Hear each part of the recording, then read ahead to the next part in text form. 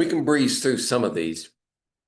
Let's see, I don't have one mark, but I recall in the past finding use in looking at number one also. So when ignited, a uranium compound burns with a green flame. The wavelength of the light given off by this flame is greater than that of. So the wavelength of, let's see if we have the visible here, and the wavelength is getting longer as we go this direction. And which end would the red be and which end would the blue be? The longer wavelength is the red end. The shorter is the blue end, right?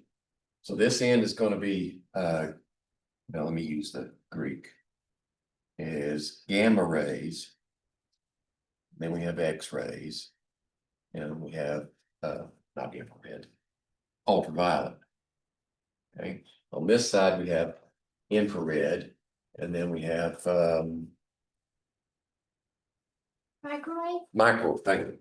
microwaves, and then radio waves. So now we have our bearings. We can see which light is greater than. So it'd be something on this end, larger wavelength than the green, which green would be right in here. So IR, microwave, or radio. Well, wait a minute, red. Yeah. Infrared. Wait a minute. Oh, no. The wavelength of this is greater than. So this would be greater than something. So it'd have to be blue, UV, X-ray, or gamma. Ultraviolet, right? That's the only one I see. Right, so that would be D. Okay. I might need that, so I'm going to leave it up there. Number two, which form of electromagnetic radiation has the longest wavelength? Okay, now we can say, out of those choices, radio is there? Yep, radio is a good choice. Okay, we're stacking them up here. Number three, which of the following frequencies corresponds to a light with the longest wavelength? Remember, speed of light equals wavelength times frequency. So they're inversely proportional. If we're looking for the longest wavelength, we want the smallest frequency. So the smallest frequency would be, I would look at the powers of 10 first. Which one has the smallest power of 10? It looks like 4.12 times 10 to the 5th reciprocal seconds would be the smallest wavelength, smallest frequency, longest wavelength. Okay. See if I got room for, oh, no, we're going to skip that one. Go down to 6. Maybe I better erase now. I'll do this, that, just in case. Number 6. A line in the spectrum of atomic mercury has a wavelength of 254 nanometers. Nanometers equals one of the wavelengths in the mercury spectrum. When it emits a photon of light at that wavelength, the frequency of the light is O. So we just use that same formula again. Right? We want to find out what this value is, but wavelength must be in SI units. That's not SI units. That's a derived unit. So the best way to convert this for our calculation purposes is to say speed of light divided by the wavelength, right, equals frequency. Because we just bring that over to the denominator. Now we can put the values in. And I'm going to set this one up in just a second. All right, speed of light. 2.9979 times 10 to the 8th meters per second. And this would be 254 times what's nano? Nano means 10 to the minus 9th. So I'm going to put 10 to the minus 9th here instead of nano. Okay. Now we can do the calculation. And our calculator doesn't care if it's in scientific notation or not, as long as you put the numbers in correctly. 254, then exponent minus 9. And I get 1.18 times 10 to the 15th. What are the units? Numerator, denominator, reciprocal seconds, or hertz, either one. And that would be C. Okay. That's fairly simple calculation.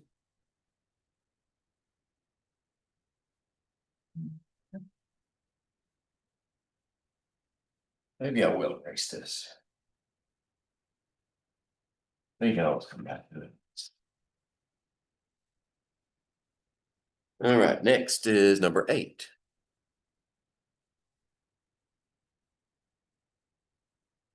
Green light can have a wavelength. What do I mean by can have a wavelength? Of 543 nanometers.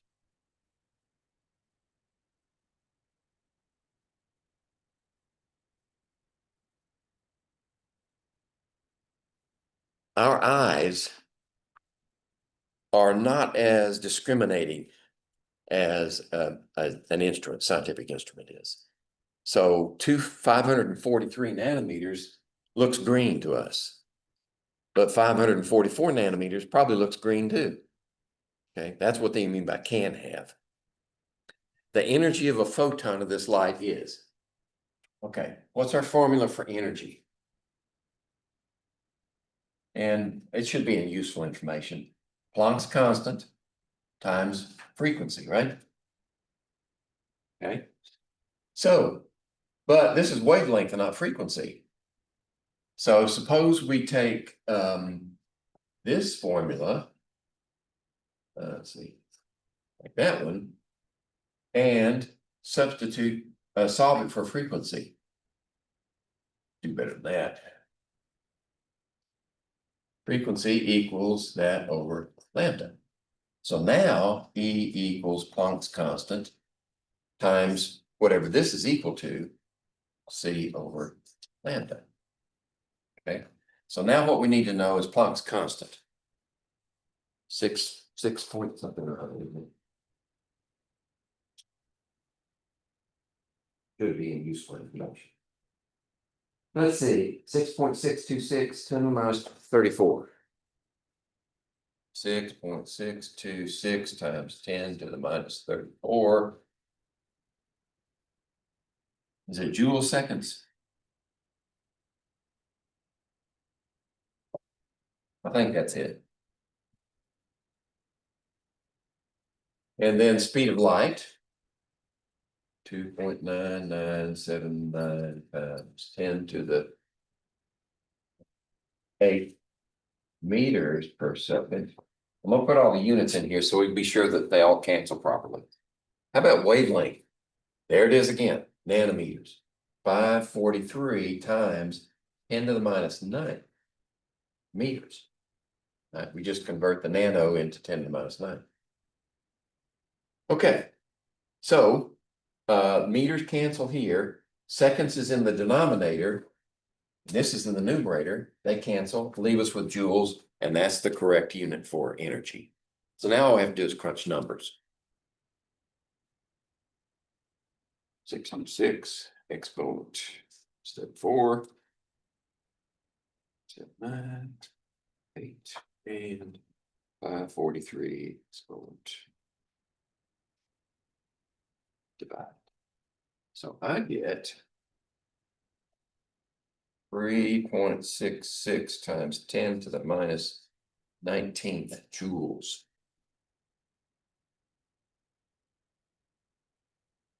Okay. This is the thinking part. This is number crunching. Okay. Try to do the thinking part first. Then the number crunching makes sense. It works. All right. Number 11.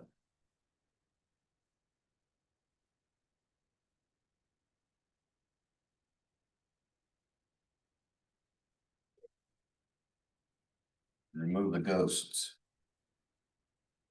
Go.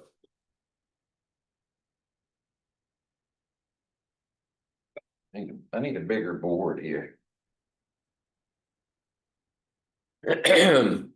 How many of the following are correct? Oh, okay. Let's see. I, double I, triple I, and IV. Let's see which ones of these are correct. All right, how about the first one? The importance of the equation E equals mc squared is that energy has mass. Is that true? Yeah, I mean, the equation says energy is equal to mass. And the square of the speed of light is the conversion factor. That's a constant. So yes, that one's true. Electromagnetic radiation can be thought of as a stream of particles called photons. Yep. Light does have particle character. Also has wave character, and they're both at the same time. Electromagnetic radiation exhibits wave properties. Well, just answer that one. And energy can only occur in discrete units called quanta. As far as the atom goes, yes. We know that energy can be continuous, but well, actually, that's not, no, energy does occur in discrete units no matter where you find it. Yeah, so that's true everywhere. We got evidence for it from the behavior of atoms. Yeah. But energy does occur in quanta, always and forever. So all four of them are correct. Let's see, 12 through 15 is dependent upon those conditions right there. Well, actually, those are selections for our answers. So let's see, 12 through 15 was it?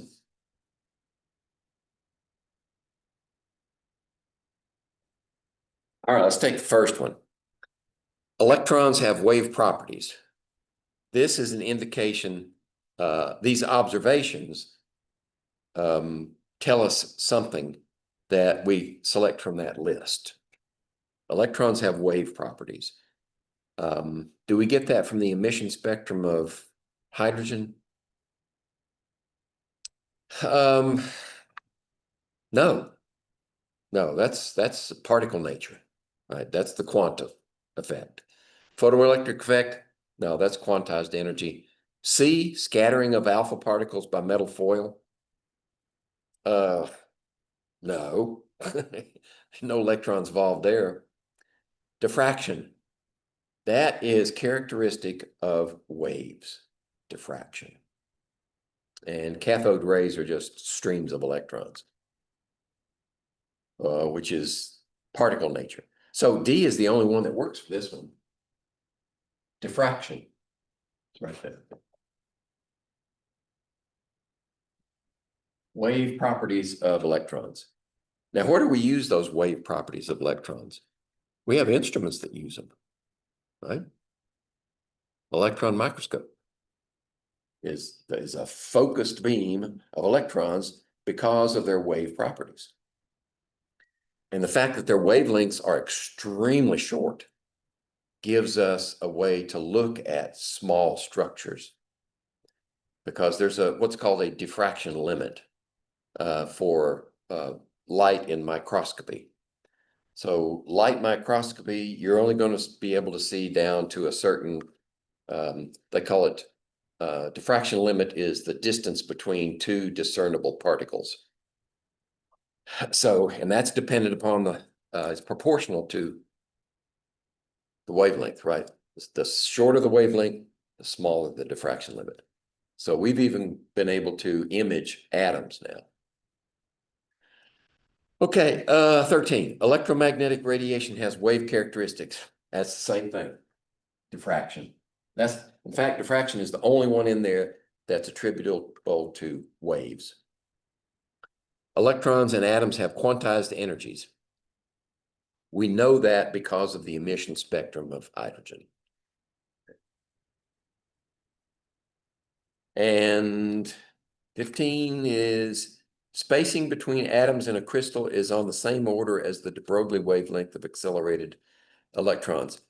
The de Broglie wavelength, and we didn't discuss that in class, but the de Broglie wavelength is the wavelength of any particle of any size. In other words, I have a de Broglie wavelength if I'm moving, and it depends upon my velocity too. And we'll get into that in a little more detail in second semester. But that spacing between atoms in a crystal is due to the wave nature of light. So that's diffraction also. Okay. So we got 3 Ds and an A.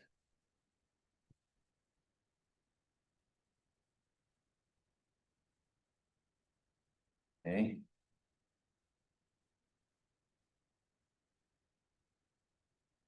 Um, 16.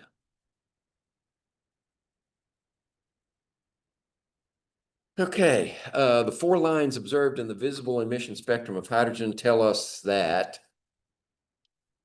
the hydrogen molecules they come from have the formula H4. That's kind of ridiculous, actually. We could observe more lines if we had a stronger prism. That experiment has actually been tried, right? Taking individual lines from this divided spectrum through a prism of the hydrogen atom, putting another prism in there, see if we can split it more. It's been done 2-3 times, and we can't split it anymore. Right? So that's true, but it doesn't answer the question. The 4 lines in the visible spectrum tell us that only certain energies are allowed for the electron in a hydrogen atom. Transition from, if this is 1 and this is 2, then transition from 4, 5, 1, 2, 3, and 6, transitions from these levels give us the 4 visible lines. Yep. So when does that happen? When the electron goes from a higher energy state to a lower energy state. Then it gives up energy. Okay, so the short answer is D. How about 17? For which of the following transitions does the light emitted have the longest wavelength? Think of it this way. Long wavelengths, low energy. Short wavelengths, high energy. So the longest wavelength is the lowest energy or the shortest jump. So 4 to 3 is a reasonably short jump. 4 to 2 is a longer jump, so throw that one out. 4 to 1 is a really big jump. 3 to 2 is a short jump, but how about the distance between these two? Right? These gaps get smaller. I didn't draw them that way. They get smaller as you go out. So if you're only jumping from one level to the next, the farther out you go, the shorter the jump. So 4 to 3 is a shorter jump than 3 to 2. Right? So 4 to 3 and 2 to 1 is a huge jump. So 4 to 3 is your best answer. It gives you the lowest energy or the longest wavelength. 18. Let's see, which one was that? Put it up here. A. 18.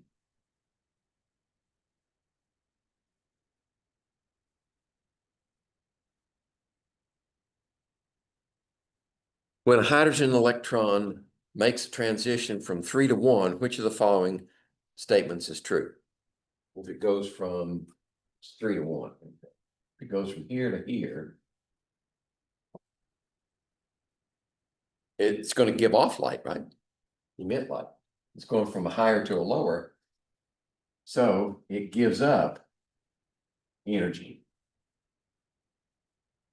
Energy is emitted. Yep. So Roman numeral 1 is true. 2 can't be true also. It can't do both at the same time. The electron loses energy. Yes, it's going from higher to lower. So 3 is also true. Can't gain energy. The electron cannot make this transition. Well, that's false on its face. So 1 and 3 is B. That's your answer.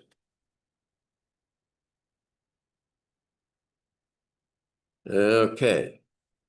Let's see. Let's clear the board.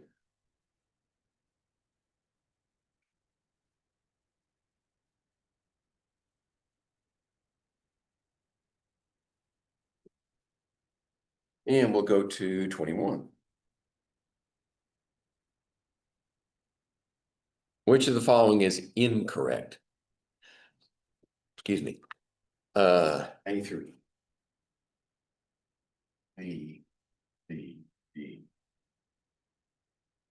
Let's see. The emission spectrum of hydrogen contains a continuum of colors. That's false. Okay, test taking technique. We don't have any that say A and C only, 2 of the above, none of the above, those types of things. So if we look at them in order and we find the answer, stop and go, right? The rest of them should be true. But since A is false, we got our answer. And since I don't have time to go through all of them right now, we'll move on. 22. I wonder, does the work problems is 22, did that go into full explanation for each one? Sometimes I do. If that's the case, then we're not losing anything. 22. You did. Okay, good. Wait a minute. That's the wrong work problems. Whoa, that's Heisenberg uncertainty. That's right. Oh, yeah, we're on that one. Yeah. Oh, we're looking at, I was talking about the earlier one. You did. Yeah, okay. I could have had a V8. Which of the following statements best describes the Heisenberg uncertainty principle? Okay. Heisenberg. What did Heisenberg say? And then we'll see which one matches it. He said that for any particles on the scale of the electron, atom, you cannot know with any certainty both position, that's what that means, right? This is the difference in 2 different positions. And if we narrow that distance, then we know more precisely where that particle is. So if this is small, we know accurately where the particle is. And the other is momentum, which is mass times velocity. And if we're just talking about one particle, the mass would be constant. And we're really talking about how fast is it going? What's its energy? That's the implication here. Energy. Okay, and that has to be, is it greater than or less than? I think it's greater. Look it up. I just looked it up this morning and now I can't remember. Unless you can get to it before I can. Heisenberg, there we go. Actually, there are 2 versions of Heisenberg's principle.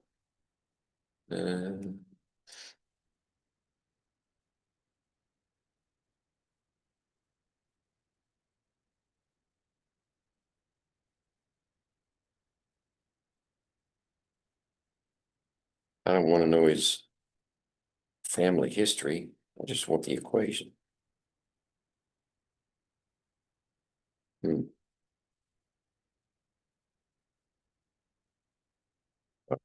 to give it more information. There it is. Okay.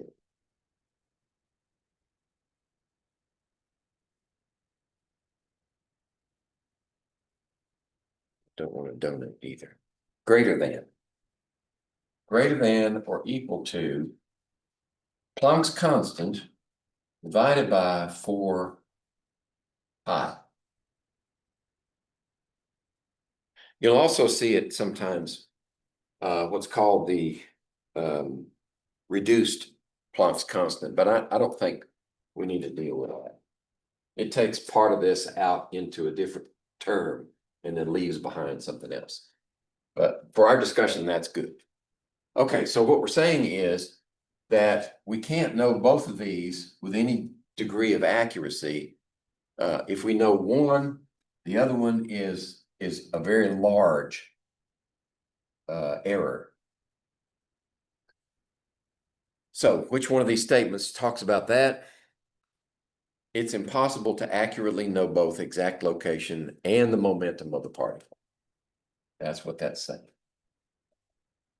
And there's physical and mathematical evidence for both. For physical and mathematical explanations for the principle. In other words, when Heisenberg published this work, he had to back it up. And he did mathematically and physical evidence also.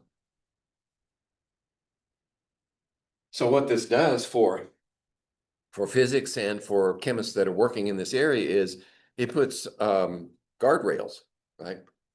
This tells you what you can expect theoretically, and the actual is always less than, right? When we say the theoretical limit on energy from a heat engine under the hood of your car is like, I don't know, 85%. And we've gotten up to maybe 35, some 40% efficiency. Theoretical limit is this, and the actual is here. So that's what the uncertainty principle did for physics. It explained that, don't beat your head against the wall. This is as best you can do. All right, now we're talking about orbitals, electronic structure. And unless we actually say and define the ion, we're always talking about neutral atoms. So how many f orbitals have value n equals 3? Right? If n equals 3, what can L be? L can be 0, 1, or 2, right? Any one of those it can do. Now, how many f orbitals have the value n equals 3? All right, this is a shell.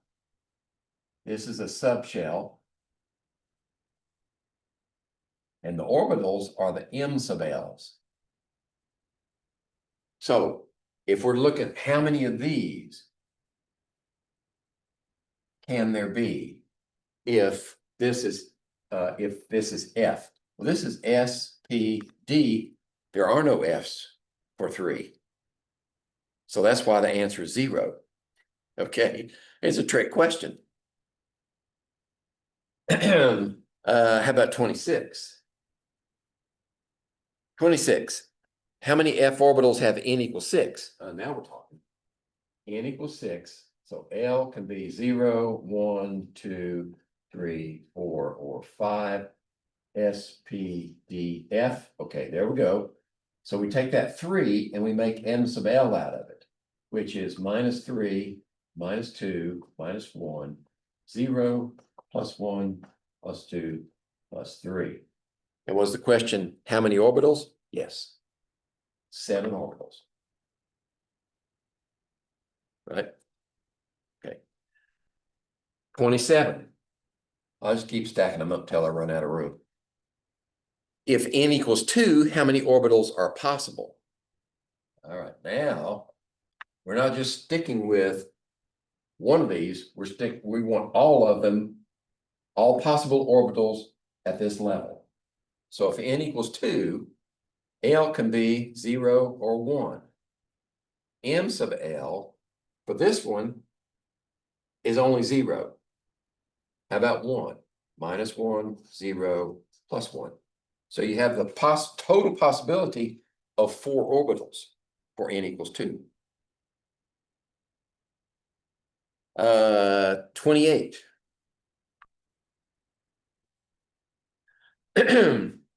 A given set of p orbitals consists of how many orbitals? A set of p's. So p is going to be L equals 1.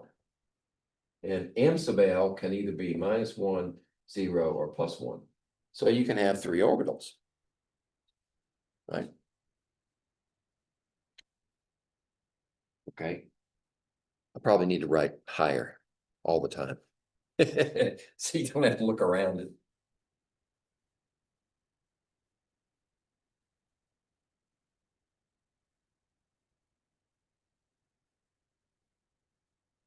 Okay. Get rid of some of the ghosts. Okay, let's see. There's 29.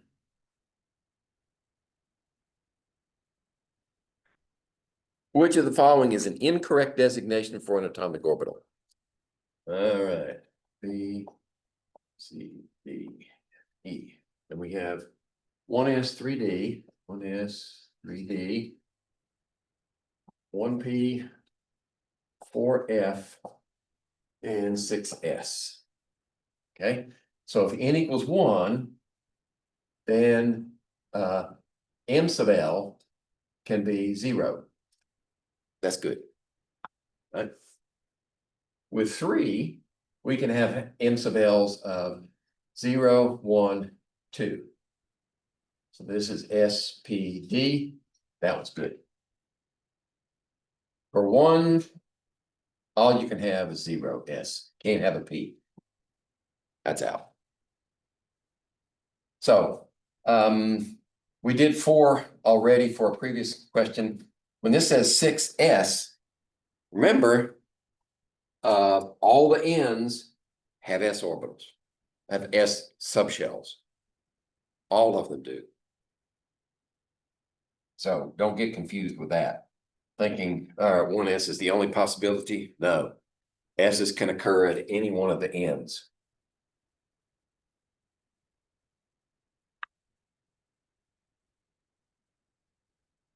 All right, 31.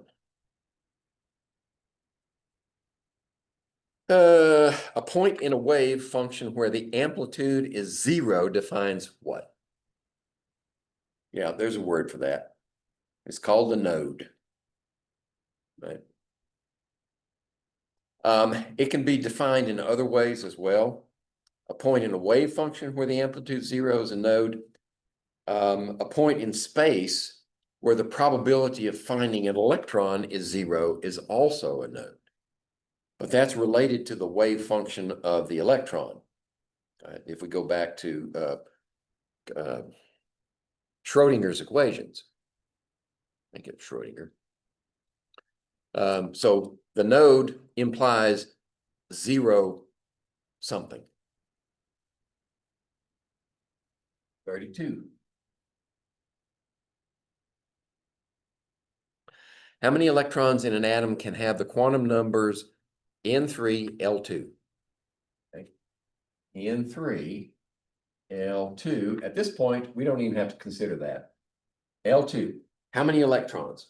So M sub L can be -2, -1, 0, +1, +2, and then the spin can be +1/2 and -1/2. So if we're counting electrons, that's 1, 2, 3, 4, 5 times 2 is 10. 10 electrons. If you go to the periodic table, you'll see where that occurs in the transitions. That's where we're filling L equals 2 or d orbitals. That's why there are 10 elements across there, because 10 electrons. Let's see, 33.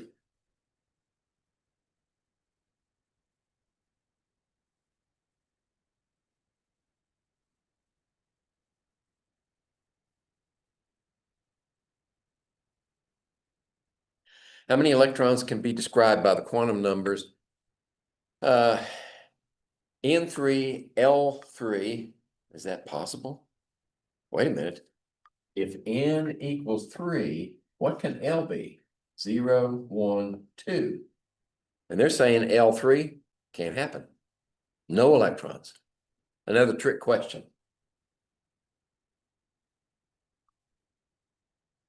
Moving on. 34. What's the L quantum number for a 4s orbital? Well, it has to be 0, right? That's equivalence. S's are always 0 L's. All right. Who's next? All right, 37. Which of the following combinations of quantum numbers, NL, M sub L, M sub S, do not represent permissible solutions of the Schrodinger equation for an electron in the hydrogen atom? Which combination of numbers is not allowed? All right. A, B, C, D. So if this is N, L, M sub L, yeah, we can put M sub S here. But all the M sub S's are positive 1/2, so that doesn't give us any extra information. A is 9, 8 minus 4, right? 9, 8 minus 4.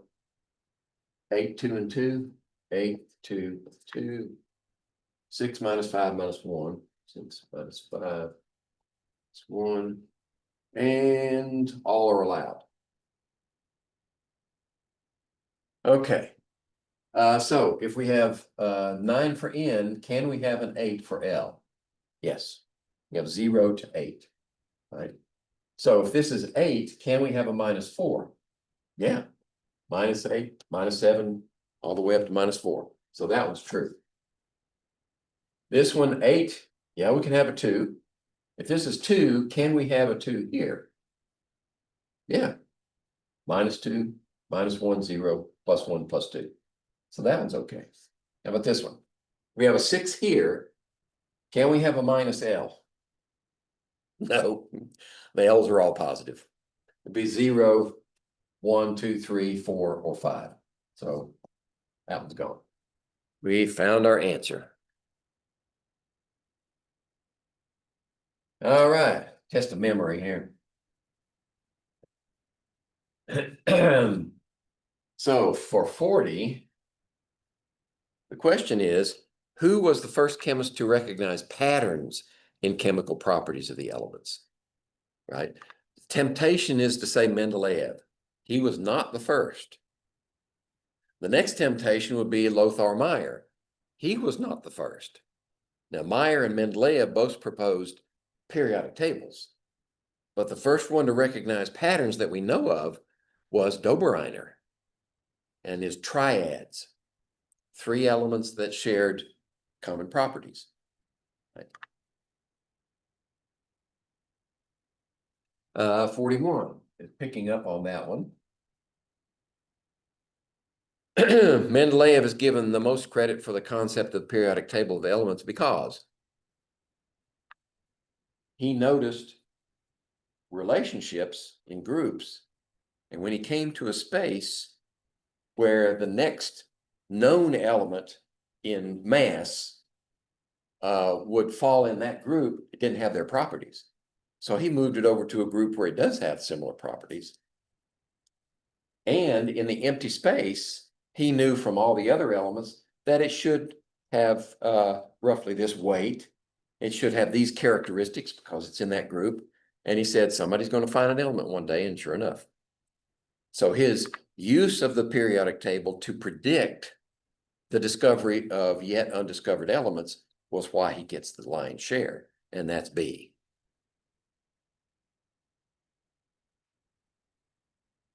All right, 44.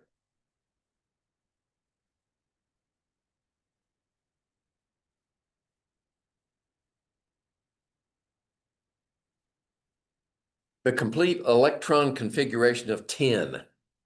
All right. 10, correct? How many electrons do we have? Well, let's see. 10 is 50. Since it says complete, we got to go all the way. Now, how do we want to do this? Want to do it with our diagonal chart, or you want to use periodic table? Let's use the table. Okay, 1s2, 2s2 gets us through beryllium, right? 4. The next is 2p6, gets us through the second period all the way to neon. Then we go down to 3. 3s2 gets us through magnesium. Then we hit aluminum through argon with 3p6. Then we go down to the fourth period. 4s2 gets us through potassium and calcium. Then we have to back up one. 3d. 3d10 gets us through the first row of transitions. Then we go back to 4p to krypton. 4p6. That gets us to krypton. Now we go to 5s. I'm going to come down here. 5s2 gets us through strontium, and then across the period again, we got to back up to 4d10. 4d10 gets us all the way over to cadmium. Then we have 2 more in the 5p's to get us to 10. 5p2. And that's your answer, using the periodic table. So that would be D. Okay. Now, if you prefer, you can use that diagonal diagram, and I've included it in your useful information if you want to. I like this way better.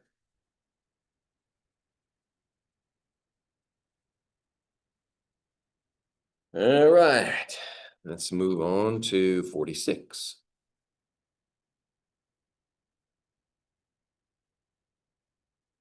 The statement that the lowest energy configuration of an atom is the one having the maximum number of unpaired electrons allowed by the Pauli principle in a particular set of degenerate orbitals is known as. What do we mean? Did I mention degenerate? I don't think I did. In chemistry, degenerate means same energy level. It doesn't mean perverted. Right? These are degenerate orbits, are all at the same energy level. So what that means is, for instance, if we have a p orbital, right? How many p subshell, how many orbitals can it have? -1, 0, +1, right? -1, 0, +1. Those are all at the same energy level. And what principle says we can only put electrons in separate orbitals until they're filled, then we can go back and pair them up. That's Hund's rule. Right, B. '47.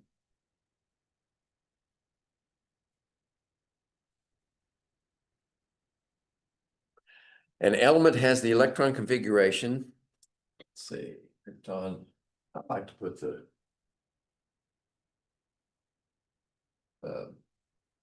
atomic number in there with it too. 5s2, 4d and 5p, 4d10 and 5p2. That looks familiar. Yeah. That's 10 again. This is the abbreviated version for 10. But the question is, the element is in what group? Non-metal, transition, metal, lanthanide, actinide. Well, it's not down here, so it's not either one of these. It's not in the transitions, right? So it's either a metal or a non-metal. So where does it occur? Well, there's the line right there. It's a metal. Right? It's a metal.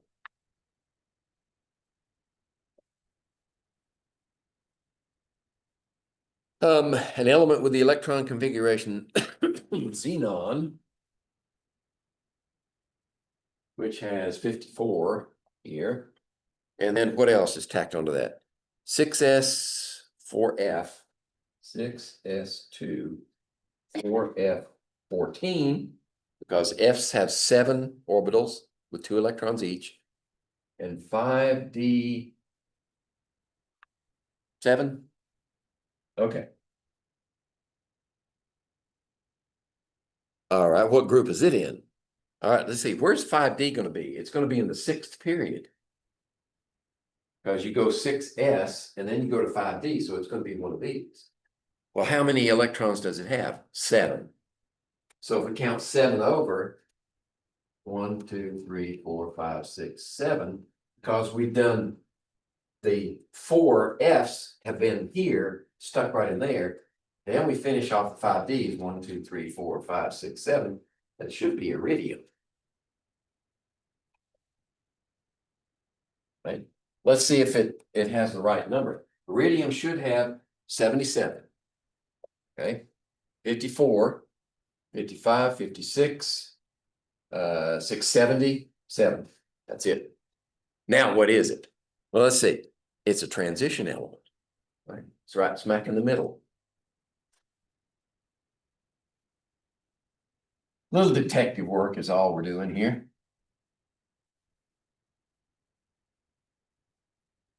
$49.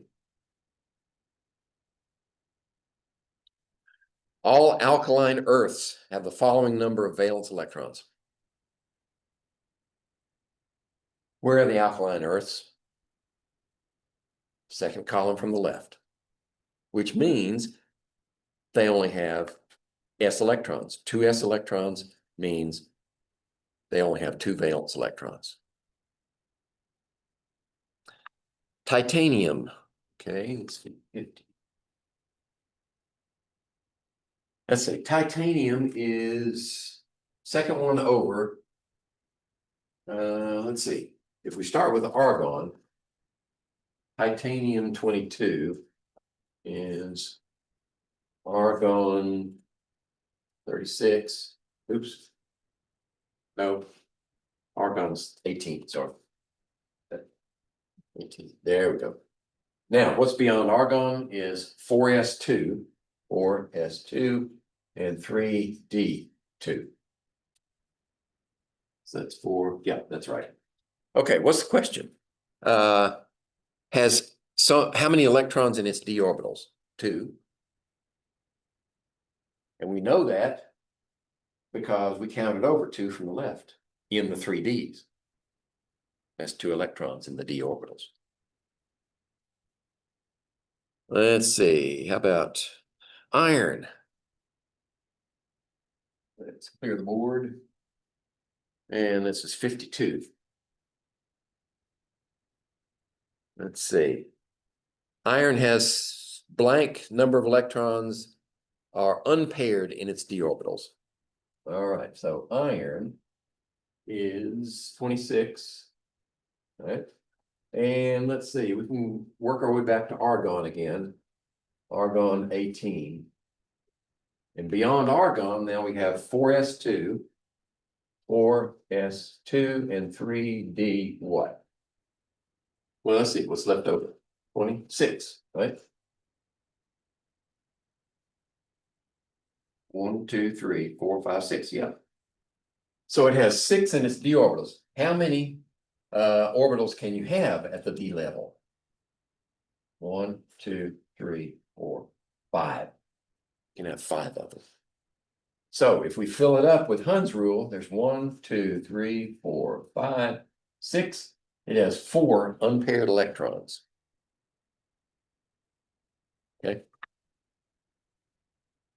53 and 54 reference that figure there.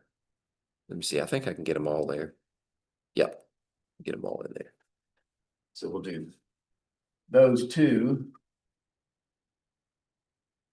53.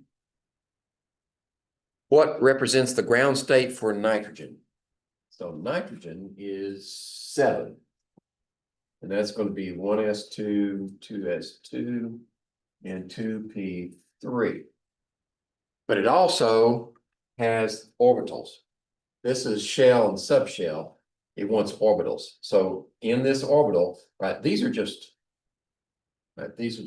singles. So there's 2, and here's 3. So we have 3 unpaired electrons. And it looks like it left out the 1s, right? So we're looking at only the valence electrons in this model. And A is your best answer for that one. Because the 2 is paired and all the 3s are unpaired. Okay, what's the next one? The N-1 ion. So it still has 7 protons, but how many electrons does it have? We added 1, right? That's why it's a -1. So we need, I'm going to work my way under these. Right? These still have these, and we added 1. Right? So that would be D. No, E. Yeah, E. Paired, 2 unpaired.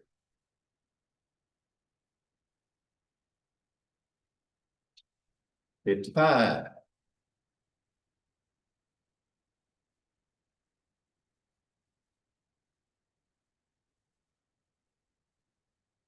Let's see, in which group do all the elements have the same number of valence electrons?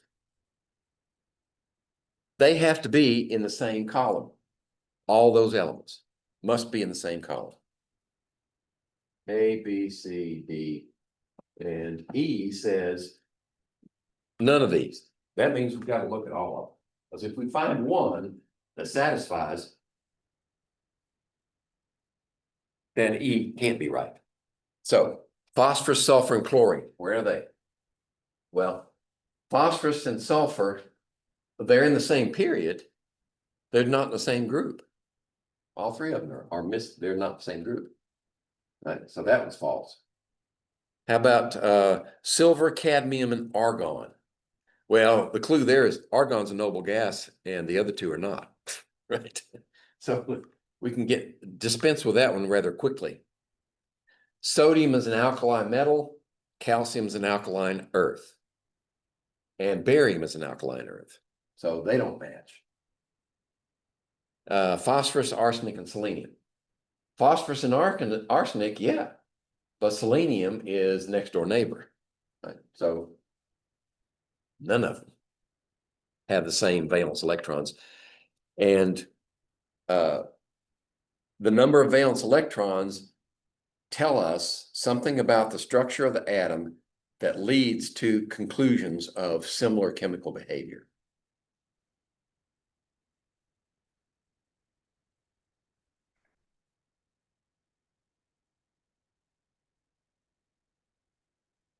All right, scroll.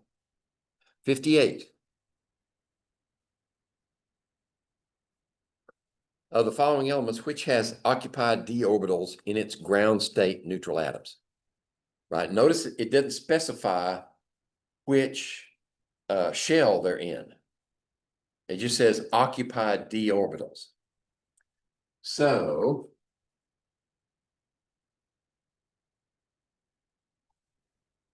let's see, we got barium, calcium, silicon, barium, calcium, silicon, phosphorus and chlorine. So we look at barium. Where's barium? Barium's way down there, which means that it's gone through at least 2 d orbital cycles, right? So if the question is, of the following, which has occupied d orbitals? Well, yeah, So I guess we could stop. Right? We look at calcium. Calcium hasn't got to the d orbitals yet, right? Silicon hasn't got to the d orbitals either. Phosphorus, nope. Chlorine, nope. So barium's the only one that has occupied d orbitals. 59.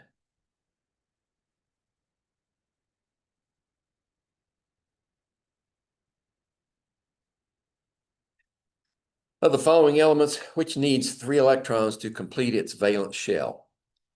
All right. I'm not even going to put those up there. Which needs 3 electrons to complete its valence shell? We would look over completed valence shell is noble gases. So take your noble gases and move 3 to the left. That means the elements 3 to the left of the noble gases need those 3 electrons to get to the right. So if we go over, we're talking about the pnictogens. So nitrogen, phosphorus, arsenic, antimony, which needs barium's not there, calcium, silicon, phosphorus. Phosphorus is in the pnictogens. That's your answer. Right? And that way you can just knock it out like that. As long as you know your way around the periodic table, you can fly through those questions.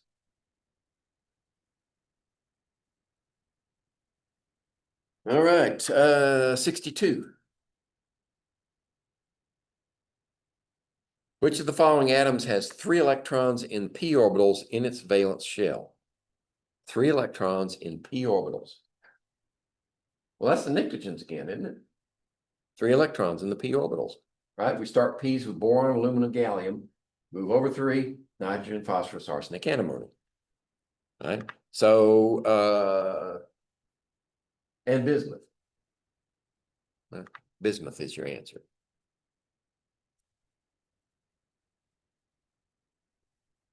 And 66.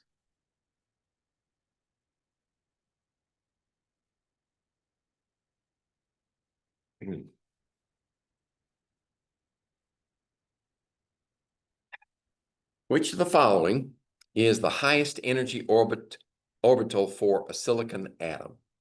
The highest energy orbital. See where silicon's located in the 3rd period. So we've gone through the first, 2nd period, 2s, 2p's. We've gone through 3s's. Now we're 3p's. Right? 3p is your answer. Just because of where it's located in the periodic table.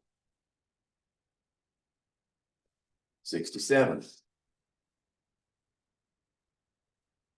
Question, which of the following process represents ionization energy of bromine? All right, how do we define ionization energy? And that should be specified first ionization energy, except that we're showing neutral atoms on the left and 1 electron on the right, so it has to be the first ionization. So if it's for bromine, you start with bromine gas. Why do we start with a gas?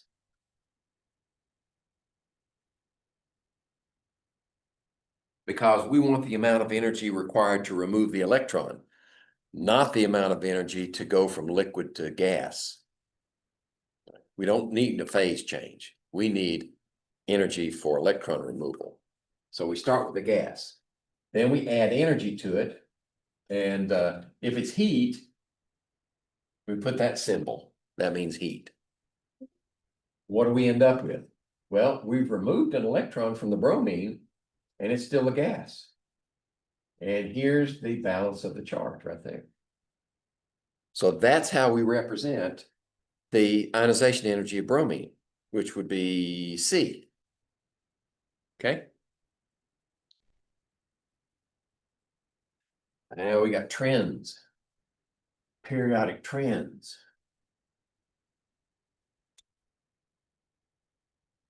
All right.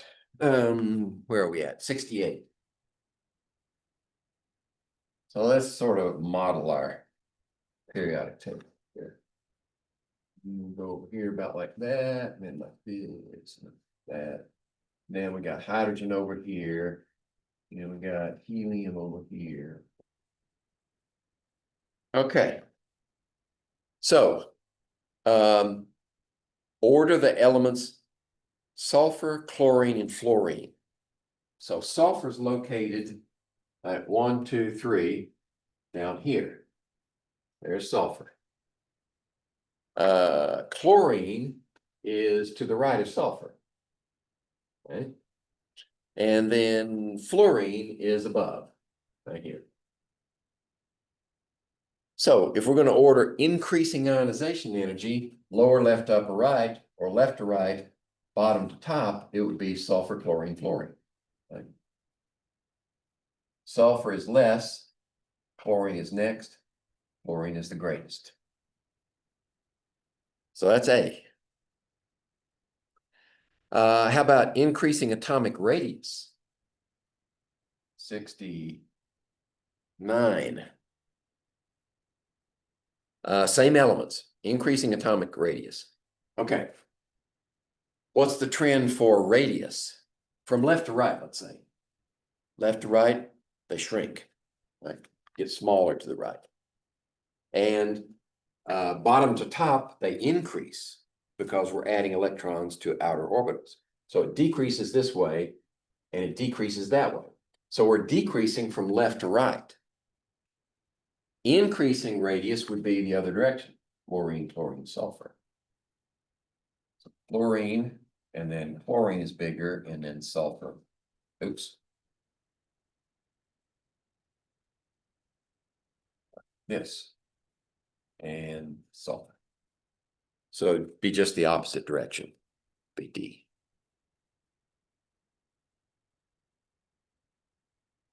$73. Let's see, do I need to keep that? Yeah, maybe I better leave it there. 73. Of the following elements, which has the lowest first ionization energy? All right. So barium is going to be way down here.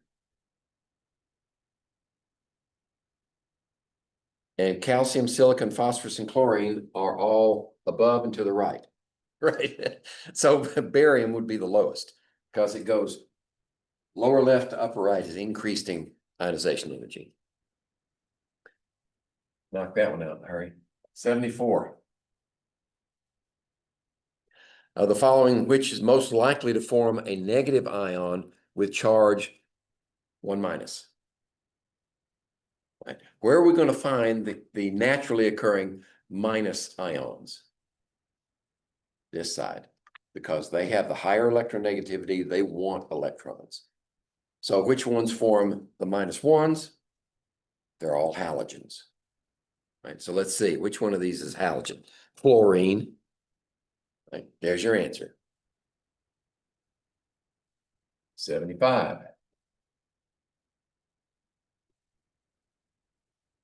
Which of the following atoms has the largest ionization energy? The largest. It will be the one that is further to the right and up.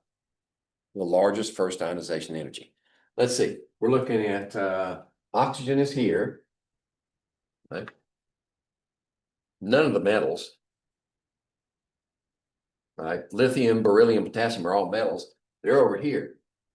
So it's either oxygen or neon. Where's neon? Neon's over here. Now, what's the major difference between those two?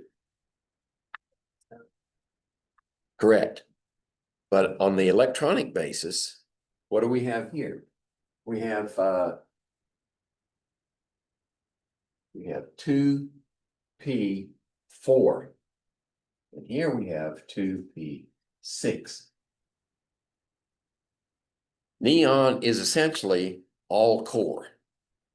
It has full orbitals all the way out. So the concept there is that this is part of the valence, right? It has 2s2, of course. Valence. This one essentially has no valence electrons. I mean, by definition, it does. Right? It has 8 2s2s and 2p6s, but they behave as if they are core electrons because the orbitals are complete. So either that way or the other way, like furthest to top and right. Gets you the same answer. 77. Now, why is 77 there? Kind of out of order, isn't it?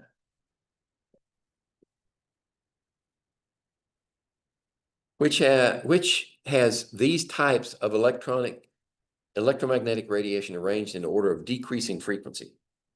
Okay. I think you can do it any number of ways.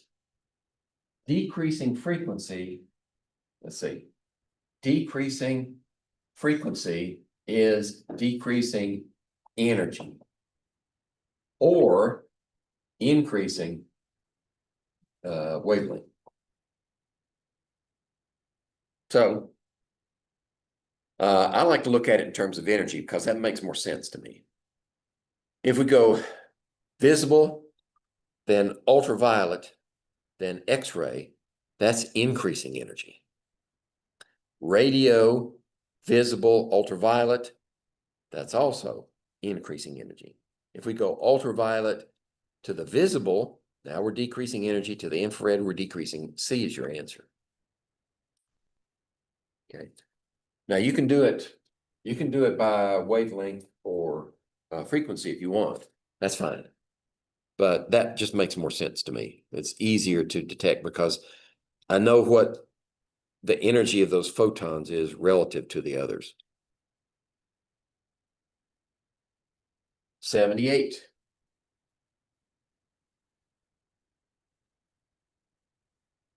All right. Which has these types of electromagnetic radiation arranged in order of increasing wavelength. Okay, well, we can stick to wavelength then, right? Increasing wavelength. Visible, ultraviolet, shorter wavelength, X-rays are even shorter. Radio, shorter to visible, shorter to, okay, that's the wrong direction. Ultraviolet, well, actually, we're talking about the same arrangement. Yeah, so C is your answer. 79. Yeah. Which order of decreasing energy? All right, we did that one already. Yeah, we did that one for 77. Decreasing frequency is decreasing energy, so it's the same answer. Okay. 80.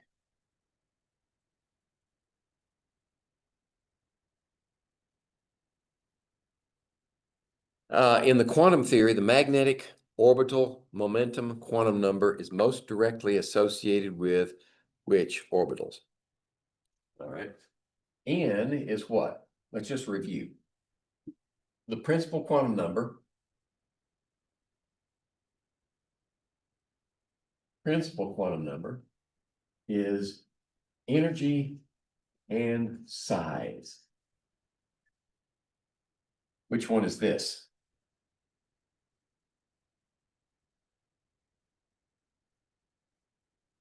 Is this magnetic or the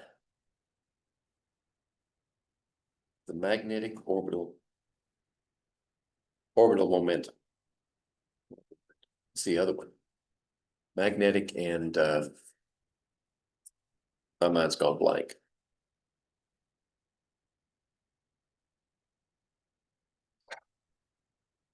I hate when that happens.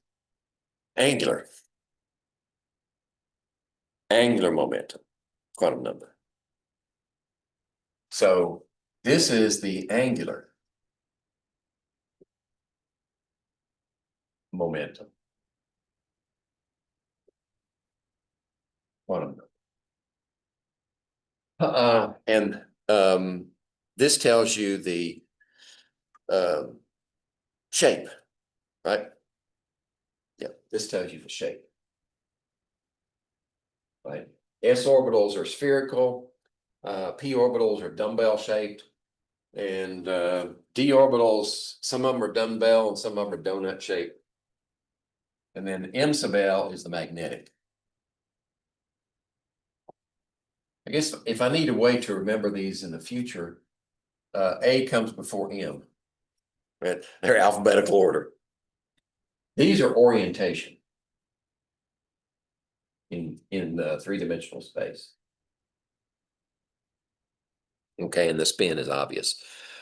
So 80 would be this one, right? Orientation. Yeah, that's 80. And then 81 is this one. The shape.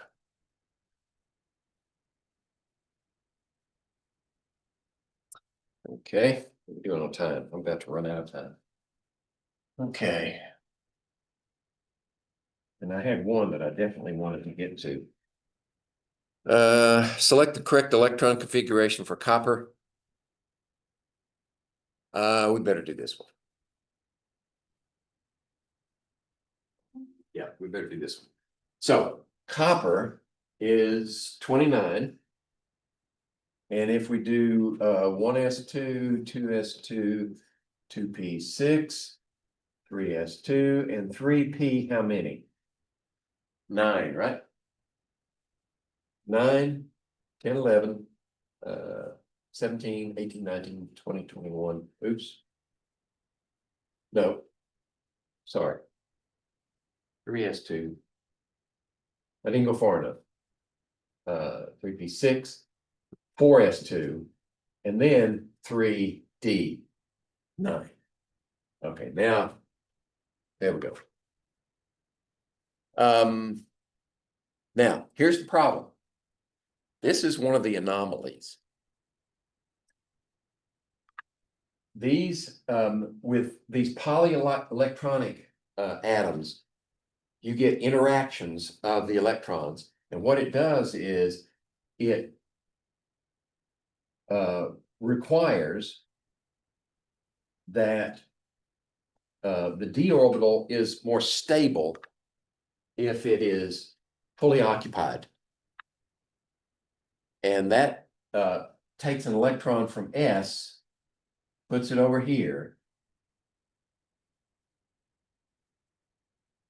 And overall, the energy is lower here than it is there. Okay, so whenever you have the opportunity, and this would occur at copper and silver and probably gold. It's more efficient to lower energy to move an electron from the S and put it in that D. Right. Now, another place that this would occur is in the middle of the table. 1, 2, 3, 4, 5, 6. Wait a minute. 5. Chromium. No, manganese. 1, 2, 3, 4, 5. No, manganese would be fine. Chromium. Chromium would be an anomaly. Chromium would have 3d4. It would have 4s2, 3d4, but it's more stable if we fill those 5s and they each have all electrons. So we take one away from that one and we do this. And actually, this is a good explanation, because notice that these electrons now are not paired, right? And that we reduce the repulsive effect. So for half-filled orbitals, this is a good explanation. It doesn't work for this one because this would have one unpaired electron, and by pairing the electrons, we fill the orbitals, and that stabilizes them. So it's a different explanation. But this is for the 84, that's the answer. Yeah, but I better do 85 also. I'll just have to miss the meeting, because this is more important. They probably got 24 people in that meeting, so I'm not going to get to talk anyway. 85. As long as you guys have time, I'll stay with you. Which of the following equations correctly represents the process involved in electron affinity? Electron affinity, now we're still starting with a gaseous element. But now, instead of removing an electron, we're going to add an electron. That gives us a negative gaseous ion. And what happens when an electron goes from This is effectively at a distance from the nucleus of infinity. And it's dropping down to the highest orbital. So it's going to give up energy in some way. This means that it would be light, but it doesn't have to be that. It can be heat. So C would be the best expression for that one. 86. I think 86 might be a repetition.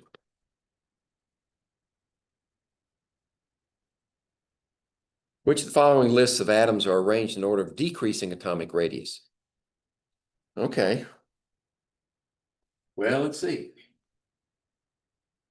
Oh, shorten it a little bit. So we got lithium. Lithium would be right here. Oxygen and nitrogen. So oxygen would be about right here. Nitrogen would be on the left-hand side. And fluorine would be here. And then our noble gases there. And then what else do we have? Fluorine, nitrogen, sodium, strontium. We add those two. Sodium is here. And strontium is down over here. What else? Calcium, cesium. Cesium would be right here. Calcium would be right here.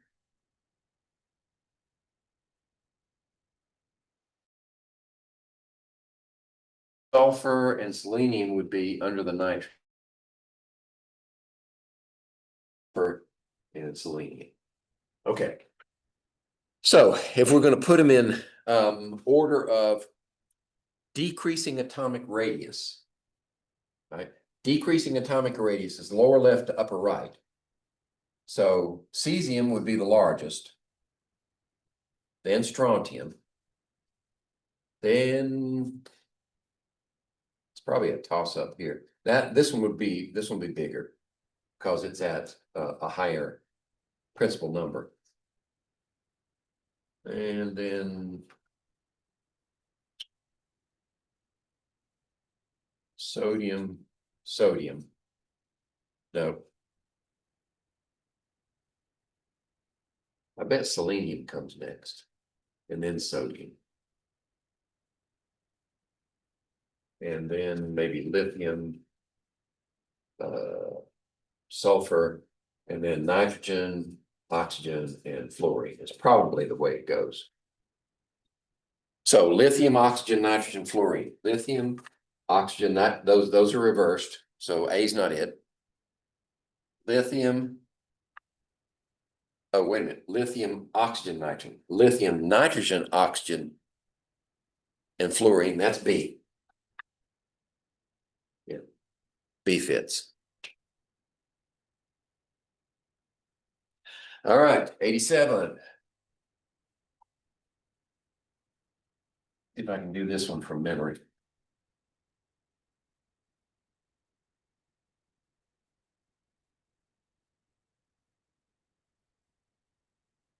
Consider an atom traveling at 1% of the speed of light. So the velocity is 1% of the speed of light. Right, speed of light is 2.9979 times 10 to the 8th meters per second, but its velocity is 1% of that. So what's the fractional equivalent of 1%? What times 100 equals 1? 100th, 0.01, right? 0.01. So this is 10 to the minus 2, right? So this would be 2.9979 times 10 to the 6th meters per second. That's the velocity of an atom. The de Broglie wavelength is found to be 1.46 times 10 to the minus 3rd picometers. So its wavelength is equal to 1.46 times 10 to the minus 3rd picometers. So what's a picometer? Picometer is 10 to the minus 12th. Right? So if we combine -12 to -3rd, we get 1.46 times 10 to the -15 meters. That's the wavelength. Which element is it? All right. So how do we find the element? What information do we need? One of two things. Either the atomic number or the molar mass, one or the other. There's no way we can get an atomic number out of that. So we're looking for molar mass, which is mass per moles. All right. Let's see, does it tell us what atom it is? What element is this? No, it doesn't.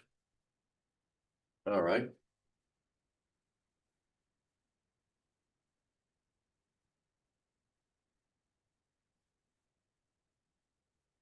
Oh, we got the number of moles because there's only one atom.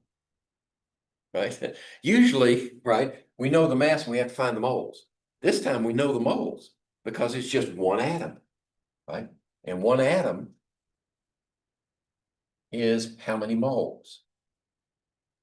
6.022 times 10 to the 23rd atoms per mole. Right? So it's the inverse of 6.022 times 10 to the -23rd. Right? 6.022 exponent 23, and I'll just take the inverse of that.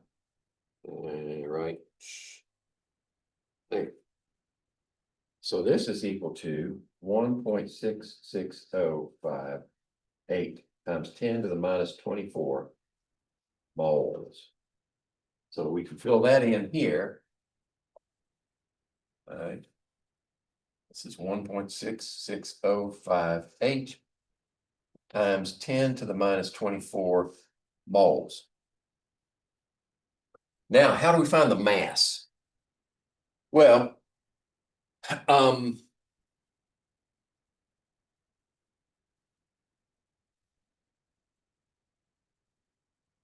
if we know the wavelength,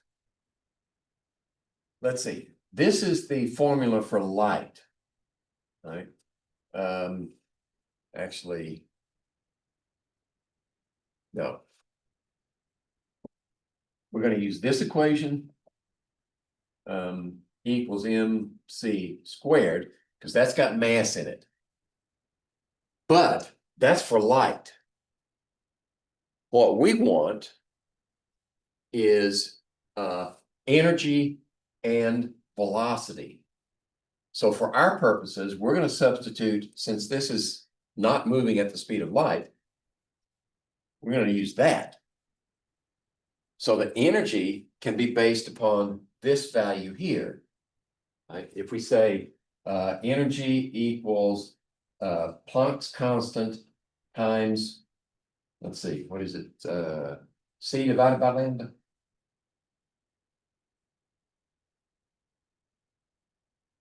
Yes. C divided by lambda. But again, it's not moving at the speed of light. It's moving that fast. So this is some of the stuff that de Broglie did when he was working on his equivalence of wavelength for any moving object. So there's your energy. And actually, this is energy, that's energy. We can equate these two. Planck's constant times velocity divided by wavelength equals those two. If we solve for mass, right? We solve for mass, I'm going to bring it down here. I better put it up here because you can't see it. If we solve for mass here, for these two equations, then mass equals Planck's constant, velocity over velocity squared, wavelength, right? That one cancels and we lose one of those. So to find the mass, we need Planck's constant. 6.626 times 10 to the 34, I believe, joule seconds. Velocity is 2.9979 times 10 to the 6th meters per second. And wavelength is meters. Here, 1.46 times 10 to the minus 15th meters. So meters cancels, seconds cancels. And let's see, did I miss a square somewhere? No, it's good. Now that leaves us with, there must be an equivalence here of some kind, unless I missed it wrong. Energy, did I do this right? This is H nu, and if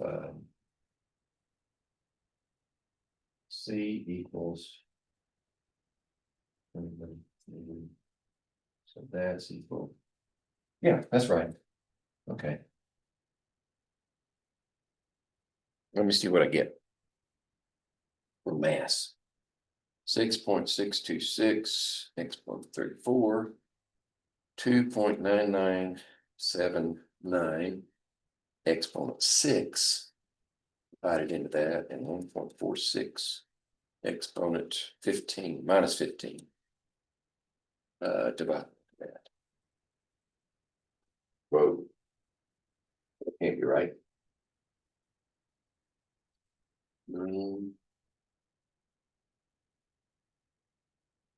So it's picometers. That's the right wavelength.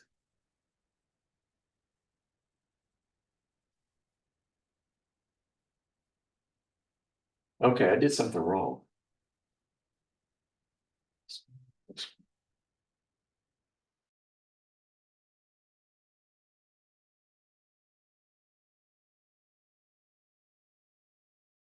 What would that do? 6.626, or is it minus 34? Did I do that right? I thought it was positive 34. For Planck's constant.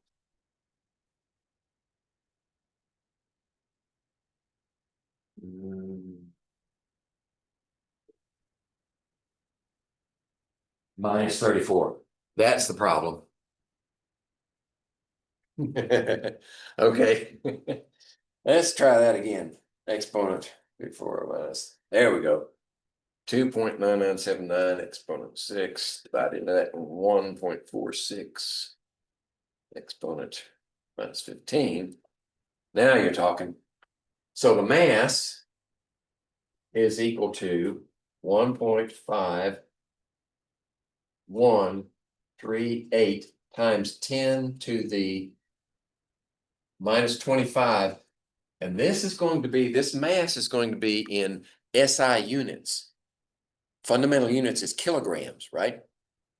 So this is in kilograms. We need to convert it to grams. So this is 10 to the third. That means this term would be reduced to 10 to the minus 22 grams. So 1.5138. Those are little things that can trip you up, in addition to the exponents of the constant. 22 grams. Now, let's see.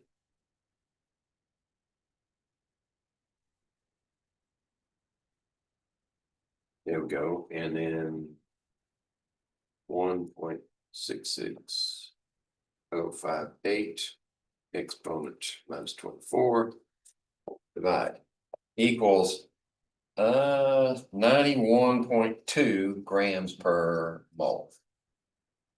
All right, which one is close to that? 91.2 is zirconium. That's the closest one. Okay. Yeah. Consistent. Always late. Running long.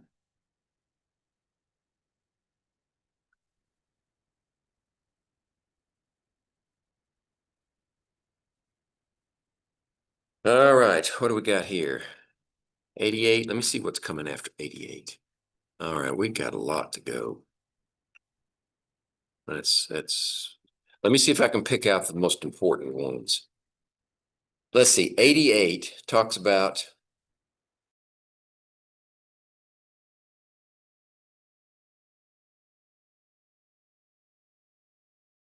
it provides just enough energy to promote an electron from the second quantum level to the third. All right, from this we can deduce, we can't deduce the energy of any level. We can deduce the difference in the energy transfer. So it's found that a photon provides enough energy to promote an electron. So if we promote an electron, we're going from a lower energy to a higher energy. So the electron is being promoted from a 2 to a 3. The difference in energy between 2 and 3, that's D.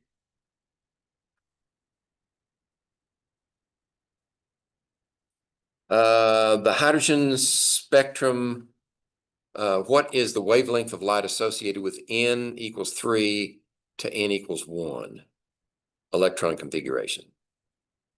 All right, so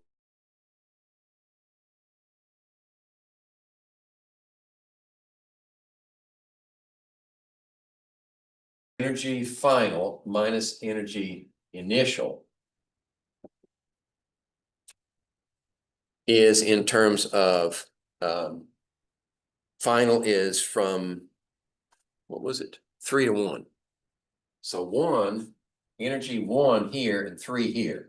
So energy 1 is minus 2.178, minus 2.178 times 10 to the minus 18 joules, and minus initial, which is 3, minus 0.242, minus 2420 times 10 to the minus 8 joules.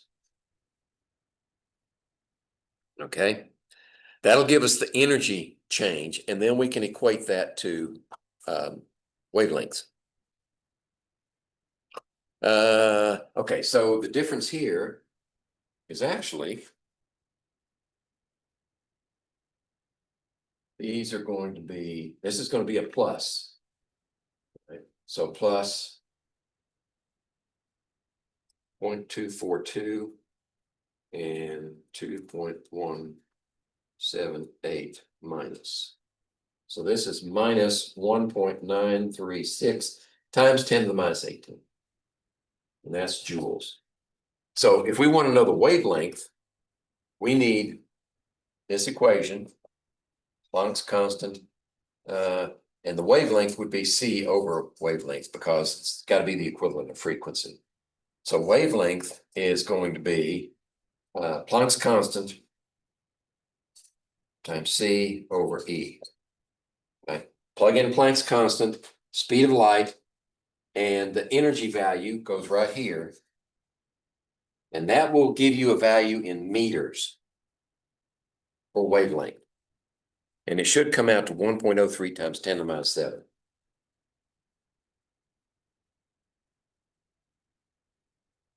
Okay. If we do our calculations right. What's the wavelength of light that's emitted when an excited electron of the hydrogen falls from 5 to 1?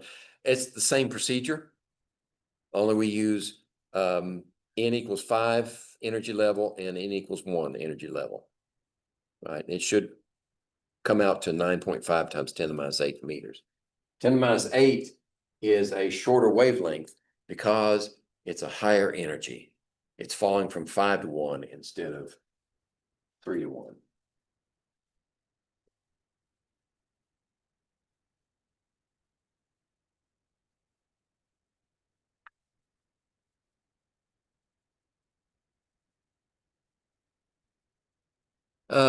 Let's see, do we need to stop at this one? Which of the following is reasonable criticism of the Bohr model of the atom?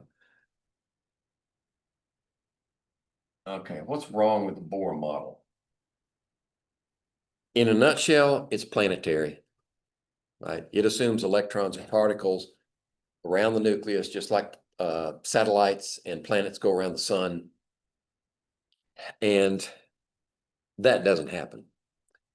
So the one that fits that is it doesn't adequately predict the well, no, that's not, it didn't follow from my argument. Reasonable criticism, right? It does not adequately predict the ionization energy of valence electrons for elements other than hydrogen. Yeah, okay. Ionization energy. You know, that one's that's kind of a dopey question, I think.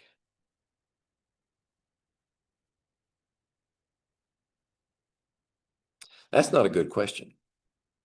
Right? If that shows up on the exam, call me on it, okay? I don't like it. Which of the following statements are true? Well, let's see. 93. All right, we got rid of that one. An excited atom can return to its ground state by absorbing electromagnetic radiation. No, if it returns to its ground state, it gives up energy, not absorbs energy. So 1 is false. Right? How about 2? The energy of an atom is increased when electromagnetic radiation is emitted from it. That's also false. It's losing energy if it emits. The energy of electromagnetic radiation increases as its frequency increases. Oh yeah, right. That is Planck's equation. As this increases, that increases. So we got that true one. An electron in the n equals 4 state in a hydrogen atom can go to the n equals 2 state by emitting electromagnetic radiation. Oh yeah, that's true. And the last one, the frequency and wavelength of electromagnetic radiation are inversely proportional. That's definitely true. Okay. Wavelength, frequency, inversely proportional. So 3, 4, and 5 are true. Consider the following representation of a 2p orbital. And that's accurate. At least that's what we think it looks like. Most probable locations for electrons. So, which of the following statements best describes movement of electrons in a p orbital? The electrons move along the outer surface of the figure 8. No. This is a probability map. The electrons move within the 2 lobes of the p orbital, but never beyond the outside surface. No, this is just the most probable. They can be anywhere. We're more interested in energy, not location. So A and B are false. The electrons are concentrated at the center node of the 2 lobes. Absolutely not. A node means the probability is 0. D says the electrons are only moving in 1 lobe at any given time. No. They can be multiple places at once. And the reason for that is electrons are represented as waves, not particles. The electron movement cannot be exactly determined. That's absolutely true. E. How many electrons can be contained in all the orbitals of n equals 4? So this is 95. I didn't put 94 up there. Skipping to 95. So if n equals 4, L can be 0, 1, 2, or 3. M sub L can be 0, right, for that one, -1, 0, +1 for that one, -2, -1, 0, +1, +2. And for L equals 3, -3, -2, -1, 0, +1, +2, and +3. So those are all the orbitals. And how many electrons? Just multiply that times 2. 1, 2, 3, 4, 5, 6, 7, 8, 9, 10, 12, 13, 14, 15, 16, 32 electrons. Now let's see.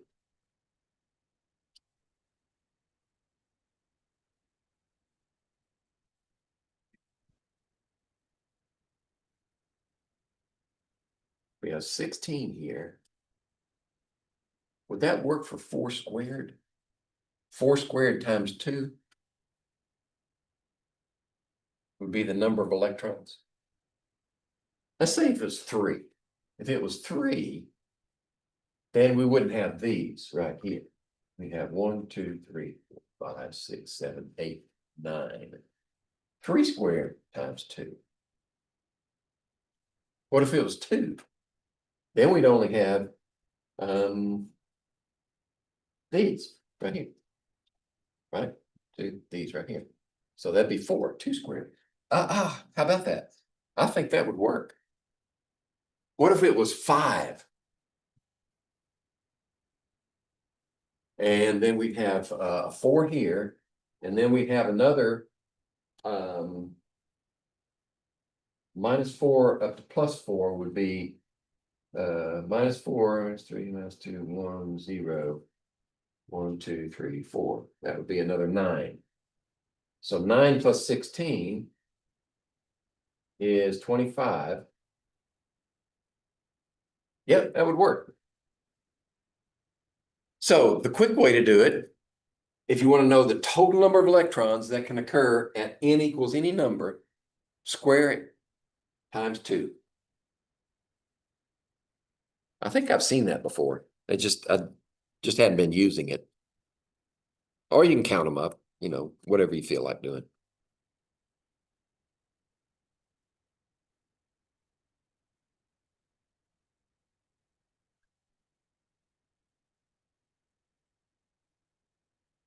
All right. And might as well just keep going.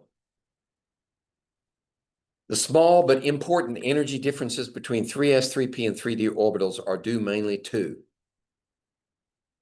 the penetration effect. Penetration effect explains it. D. 97. Which of the following was not an elemental property usually predicted by Mendeleev for unknown elements? Well, he had no idea about electrons and protons in those days. All they knew was masses. Right. So he knew atomic mass, he knew density, boiling points, oxide formulas of metals particularly. So yeah, electronic configuration was completely foreign to Mendeleev. Which of the following atoms or ions has 3 unpaired electrons? Well, definitely 3 unpaired electrons would be nitrogen, right? It's got 1, 2, 3 in its p orbitals. So 3p like that. So that's nitrogen, right? We don't have any other selections, so that's our answer. How about this one? 101. This one looks like an element E has the electronic configuration of that. The formula for the fluoride of E is what? Well, the fluoride is going to be -1. So if we just have one element of E, we need to know how many electrons does it need to make an octet. So 5p2 would be 10. How many more does it need? 1, 2, 3, 4. So we would need 4 of those, because this would be, it would need those 4 electrons. Okay, EF4.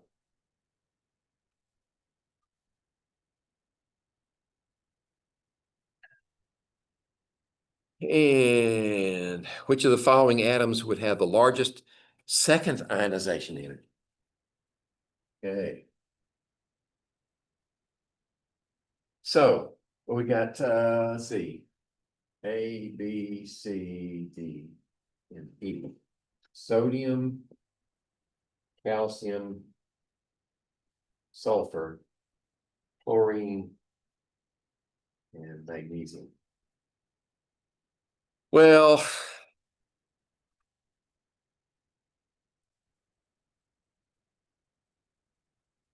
chlorine's going to have a pretty large ionization energy to begin with. But if we take away one electron from chlorine, it's taking it, then that's a 3p.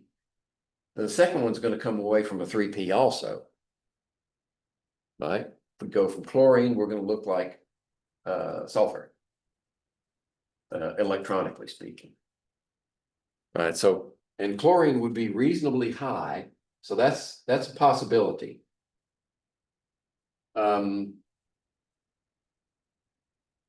Ionization energies increase from lower left to upper right, that's true. So sulfur would be less than chlorine. And then we're looking at metals now. Okay, on the left-hand side, sodium would remove one. Now we'd be down into the core. Calcium could stand to lose two and not be in the core. Right? So that's not a good example. Magnesium, similarly, it could lose two and not be down into the core. Okay, so sodium, second ionization will get into the core, whereas chlorine would not. So I suspect that sodium would be a better choice. Second ionization energy for sodium would be higher than that for chlorine. Even though they're spaced that far apart on the table. If we're looking at first ionization energy, yeah, chlorine would be higher than sodium for the first, because it's further to the right of that one. But if we try to take another electron away from sodium ion, we're looking at neon,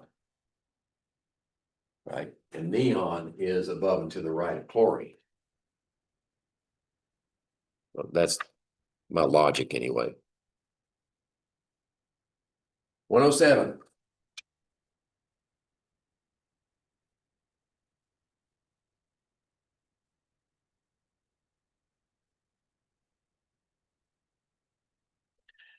Which of the following concerning second ionization energies are true? All right, let's skip to the chase. The second ionization energy of aluminum is higher than that of magnesium because electrons are taken from the same energy level, but aluminum atom has one more proton. So if we look at aluminum versus magnesium, right? The what was that? Oh, second ionization energy. So magnesium, okay, magnesium still has one more 3s electron. Right, it starts off with 2. Now we're going to make an ion out of it. And now we want to remove another electron. Right, and magnesium has 12 protons. Whereas aluminum has 3s2, but 3p1.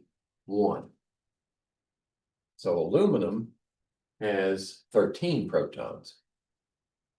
So if we're going to take another one away from aluminum, it's going to be taking it from that s orbital. Right? It's already lost one, and we're going to go to aluminum 2+. Okay. So we're taking an electron from the same orbital. Right? This one has one electron in that s. This one has 2 electrons in that s. But the second ionization energy for aluminum should be higher than magnesium simply because aluminum has one more proton. That's the key, is the effective nuclear charge is increased. All right, I think this is the last one. And I wanted to be sure and get to this one. 108. In fact, I checked out the worked problem, and I think that's one way to do it. But I think this one might be a little, explain it a little better. Consider a planet where the temperature is so high that the ground state of an electron in a hydrogen atom is N equals 4. So here we're comparing Earth to our exoplanet. Okay, so hydrogen here is this one has the electron is at the very closest position it can get to the hydrogen. But on this one, it's so far away that now this hydrogen electron is promoted to the 4th level, and it's probably going to be 4s, like that. But that's really not important, because what we're looking at is N equals 1 here and N equals 4 there. That's the key. Okay, so the question says, what's the ratio of ionization energies for these two hydrogens? Ratio of the planet to Earth. So what we're looking for is the ratio of ionization energy for the exoplanet related to the ionization energy for Earth. And I'll use the symbol for Earth. You ever seen that before? Yeah, that's the symbol for Earth. So that's the ratio. Now let's see, on an intuitive level or a qualitative level, which one of these should be bigger? So. Ionization energy? How much energy does it take to remove an electron to infinity? So we're looking at, let's see, the difference in energy for the exo, oops, got it backwards. For the exo over the difference in energy for Earth. This electron is already at N equals 4. It's acquired some energy already. So its ionization energy is going to be lower. It's going to take less energy to get it from here to infinity than it is from here to infinity.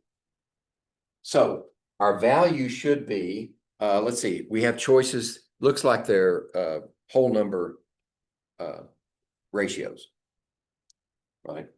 So based upon this, we can throw out B, we can throw out D, and we can throw out E, right? Because we know it's not going to be equal, and we know it's not going to be greater on top than on the bottom, right? So we're looking at either A or C, okay, that ratio. Okay, so how do we know the difference between the two? Well, we go back to the formula for the energy difference here is going to be the energy of final minus initial. Final is infinity, right? Minus initial, which would be N equals 4. And for Earth, it would be final, which is infinity, minus energy at 1. Okay? So, calculating the difference in energy, we need the energy of each of these orbital levels. And if we remove the term, remember this term minus 2.178 times 10 to the minus 18 joules. If we factor out that one from each one, I think we showed it this way a couple of times. Then we have n squared, which in this case is 1 squared, minus 1 squared. And this one is over the energy level that we're promoting it to. This is actually the Z number, right? The number of protons. So for hydrogen, it's going to be 1. This one is going to be squared because it is the final, right? Final. This is the final energy. This is the initial energy. So what do we have for 4? Well, for this one, we have n equals 4 squared, right?